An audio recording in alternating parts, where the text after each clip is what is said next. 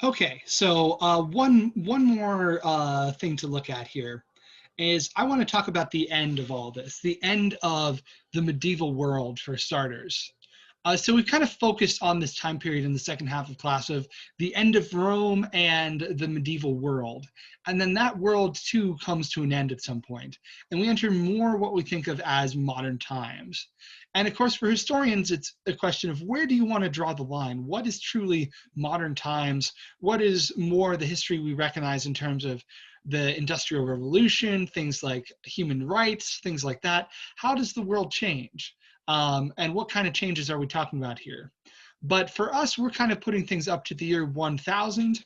We're kind of looking at those circumstances, but you could take the Middle Ages further, and indeed some people would say that the Middle Ages go to around the 1300s or the 1400s. But I want to look at some ideas that people have proposed for why does this world, why does this way of doing things come to an end? And where do we pick up after that? So we'll be looking to the future real quick. So in the Middle Ages, right, we had a system where the church had a lot of power and there wasn't as much city building and things like that. But that did come to the end. One thing that people have pointed at for that is the bubonic plague, the Black Death of the 1300s. And this was a really scary time. 30% of the population of Europe died during that particular disease outbreak. Um, People have a tendency to think of the whole Middle Ages, though, as being infected by plague, and really it just came at the end here. It was one of the last things that could be called still a part of the proper Middle Ages. And it was a terrifying time. It caused people to reflect on their values a lot of ways.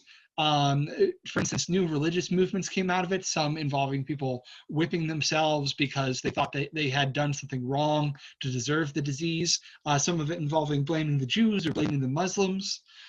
Historians used to say that it was the cause of modern society in a lot of ways, because one thing seems to be that after the plague, there was a certain kind of economic boom as a lot of people were able to take better jobs and move on up in the world and get more money and be more successful because those jobs were needed.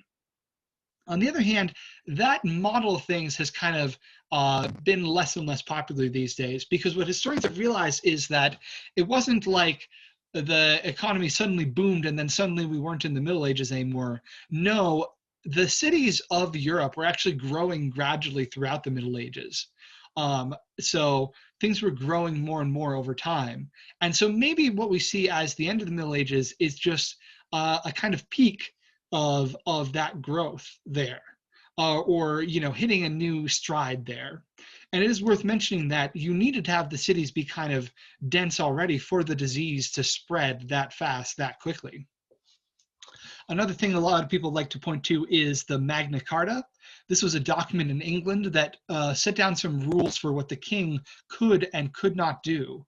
So this was an agreement between the nobles and the king, but it might have been a step on the way to democracy, that now the king didn't have absolute power. So that does kind of change the world if the king can't do whatever he wants. Another idea is the Protestants changed the world. So the Protestants, the most famous of them was a guy named Martin Luther. So he got frustrated with the way the Catholic Church, the one church that people were supposed to be a part of, he got frustrated with the way that they were handling things. For instance, you might have heard that there were indulgences. You could pay money to get yourself closer to heaven. Just give a donation to the church. He thought that was not cool. That was not the way to go. And to be fair, there were also a lot of bad leaders in the church at that time. And so he wanted to reject the authority of the church altogether. And for him, it was all about going back to the Bible, but his ideas about the Bible. But he wanted everybody to be able to read the Bible, so he made translations out of Latin. Suddenly, it wasn't a Latin thing anymore. Everybody should be able to read it in their own native language, like German or English. And that was a big change too, and was obviously very popular with a lot of people because it was giving them more power to determine their own religion. But the story goes that he had 95 statements on what the church was doing wrong, and he nailed them to a church door. We think that's probably not true, but it makes a great story. He definitely wrote 95 statements on what was doing wrong. So his idea was, we don't need this church anymore. Let's go back to having Christian religion the way it was supposed to be, in his opinion. People having leadership, but not an overwhelming absolute power like that. At least that's how he would put it. And so then we entered into a world that was very different. We had religious wars. We had basically people fighting over whether their part of Europe would be Protestant or Catholic. This was sort of breaking down the power, pardon me, breaking down the power of the church, which had been such a force in everybody's lives. And now suddenly it wasn't as much of a force in everybody's lives as much anymore. In England in particular, they had some help from Henry VIII, who really wanted to be able to divorce his wife. So he just broke away from the Pope and he started his own church, which is still pretty popular today, to be fair. The Anglicans and the Episcopalians are basically descended from it. It's not quite the same, but it's close. England was a force in world history, especially in the colonizing of America. So that's why Protestantism is so big in America.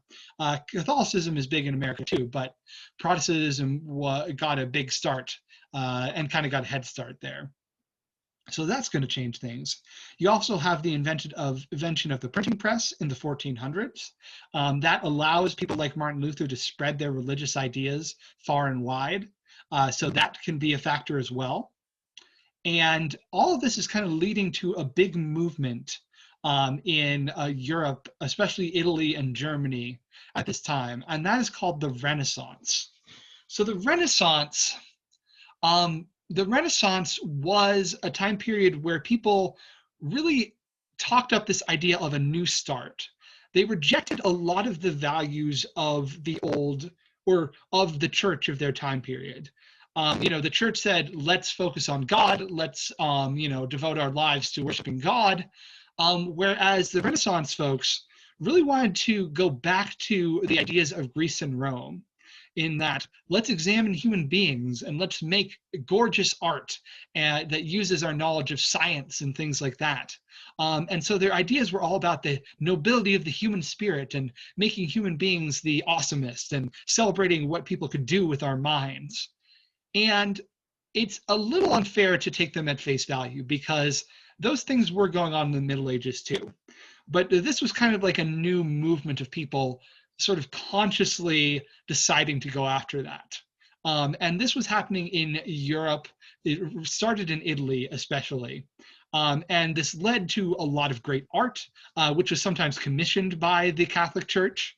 So they weren't completely disconnected from religion. Michelangelo was one of the most famous artists there. And he was involved with making paintings for the church. But there were also new paintings celebrating Greek and Roman mythology, Greek and Roman sculpture. In fact, most of our paintings of mythology come from this time period. And so they idealized the Greeks and Romans as this time period where everybody was thinking about things in a better way. And you may or may not agree with them that this was what was going on, but it's because of them that we have the idea of the Middle Ages, that they saw themselves as a time when things were starting right up again. They were in some ways an influence on our modern culture in terms of really valuing the Greeks and Romans and saying that there's something important about them, and there's something important about the human spirit, which leads to things like democracy, and there's something important about making art that celebrates, knowledge and science and things like that. So it was definitely a cultural change, but it took place gradually. It took place gradually over the 1300s to the 1600s, and it didn't necessarily mean it was a better time to be alive. It was mostly the upper class who were talking about all this stuff and making all this art. And in part, they were doing it because it was a really stressful time. Cities had grown, and there were a lot of wars. So in some ways, this was kind of their coping mechanism to deal with the wars. So if you're a time traveler, you might not want to pick the Renaissance necessarily as the time to visit. That said, I do think they deserve some credit for bringing forth some of our modern ideas.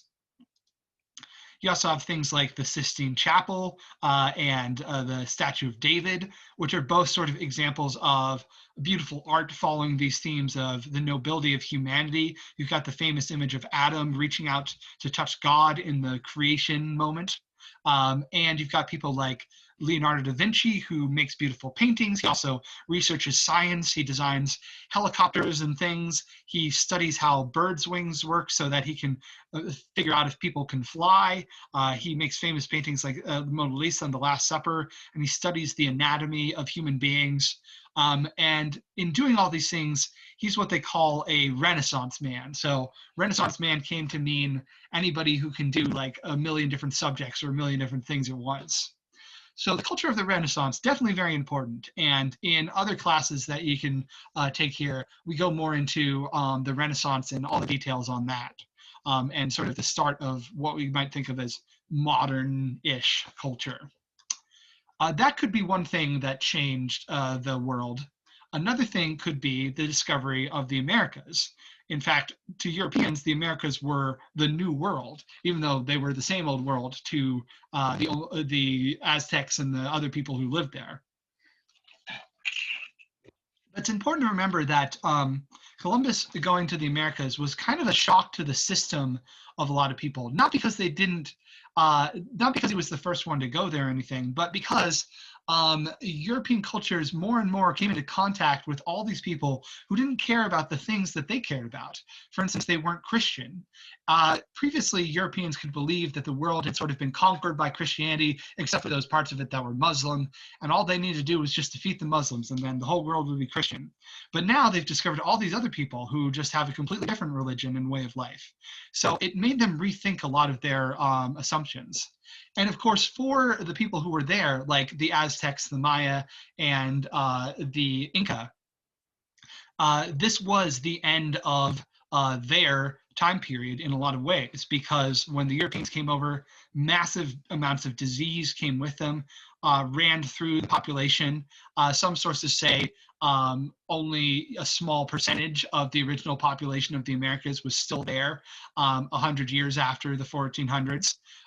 So it wasn't great. And then the Europeans compounded this by gradually taking over. So that was the end of the world in a lot of ways. But it was also a time period where goods and products flowed from east to west and west to east. New plants came over to Europe that we think of as ubiquitous today, like the tomato and the potato. Also things like tobacco and corn and whatnot. So this is known as the Columbian Exchange, and that too changed things. Different foods were possible. The Irish could survive more based on eating potatoes and things like that. Italians added tomatoes to make pasta sauce. It was quite a big difference. So those are all things that ended this time period in the medieval world and in the Americas. And again, we can't not think of the conquistadors here as part of what ended that particular world. What about in China and the Caliphate? Because we noticed that the Muslim world and China were doing quite well during this time period, really booming and growing faster than Europe was. Well, these guys do kind of reach an end to their world at around the same time, in the 1200s. And this is because of a group of people known as the Mongols. So the Mongols were led by a guy named Genghis Khan, or more properly, Chinggis Khan. I can't pronounce it perfectly, but something around the lines of Genghis or Chinggis. He was a leader who kind of united his people, who were previously just a group of horseback riders who, had not built like huge cities so much. They had kind of just stayed in the steppes where they could survive, and were more like a nomadic culture, like we talked about back at the beginning of the course. But to everybody's surprise, they managed to take over most of Asia.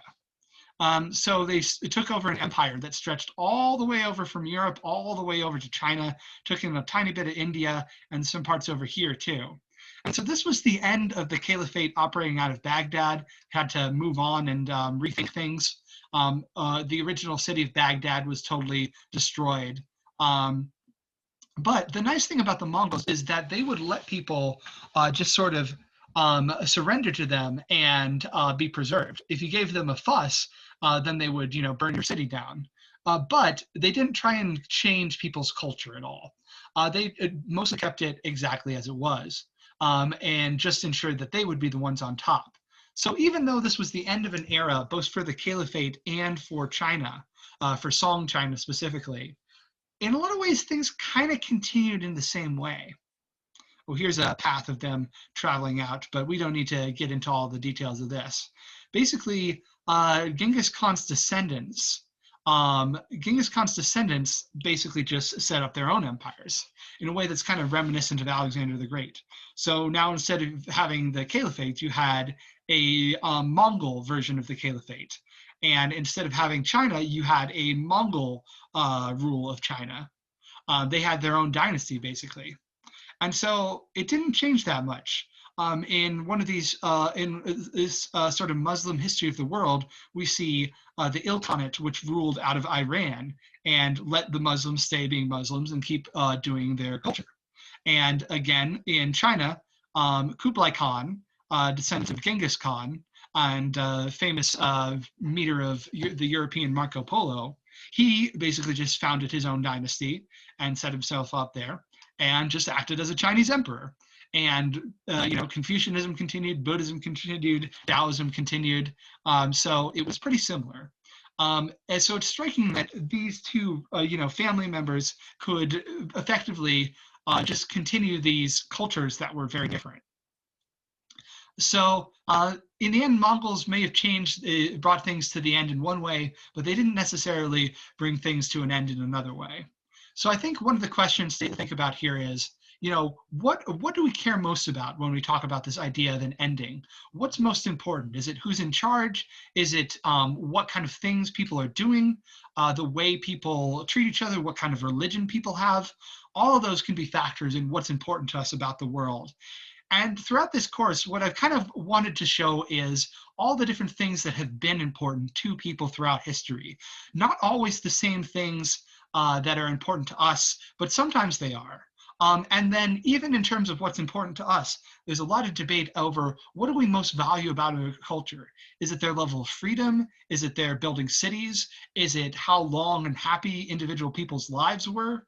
Any of those could be a factor. And hopefully in looking at this course, I've given you guys some sense of broad perspective on all those different cultures and how many ways there have been of approaching the problems of human life and ways to build cities and build connections and build friendships and, build society. So we'll go ahead and we'll review everything on a Tuesday. If you have any questions before then, let me know. And I'm really looking forward to reading your papers and to talking with you guys about everything on Tuesday. So I will see you then. And for discussion questions today, just a little bit of a look at the Americas and Africa. So I will see you guys on Tuesday. Have a good one.